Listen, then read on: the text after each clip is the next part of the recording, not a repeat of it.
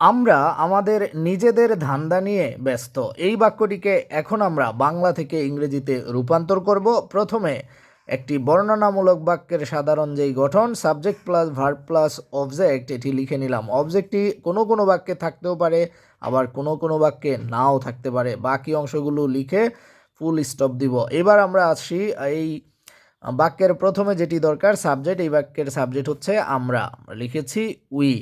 এরপর ভার্ব লেখার কথা। বাক্যটি প্রেজেন্টে রয়েছে, অর্থাৎ সিম্পল প্রেজেন্টে। এর বাক্যের মধ্যে যেই শব্দগুলো রয়েছে তা নিয়ে দেখা যাচ্ছে এখানে কোনো মূল ভার্ব নেই। তো যখন একটি বাক্যের মধ্যে মূল ভার্ব না থাকে, সহজ কৌশল হচ্ছে বাক্যটি প্রেজেন্টে হলে অ্যাম ইজ আর, পাস্টে হলে ওয়াজ ওয়ার, এই অক্সিলারি ভার্বগুলোই বাক্যের মধ্যে মূল ভার্ব হিসেবে বসবে।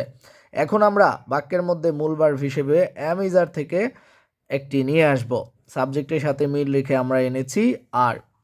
এরপর আমাদেরকে বাকি অংশগুলো লিখতে হবে, যেহেতু মূল ভার্বই ছিল না, অবজেক্ট তো থাকবেই না।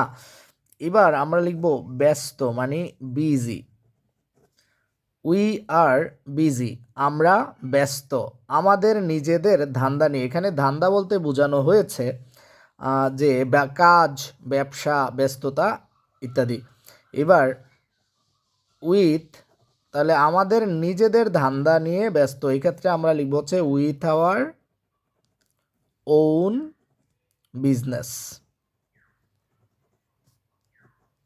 আশা করব সবাই বুঝতে পেরেছেন।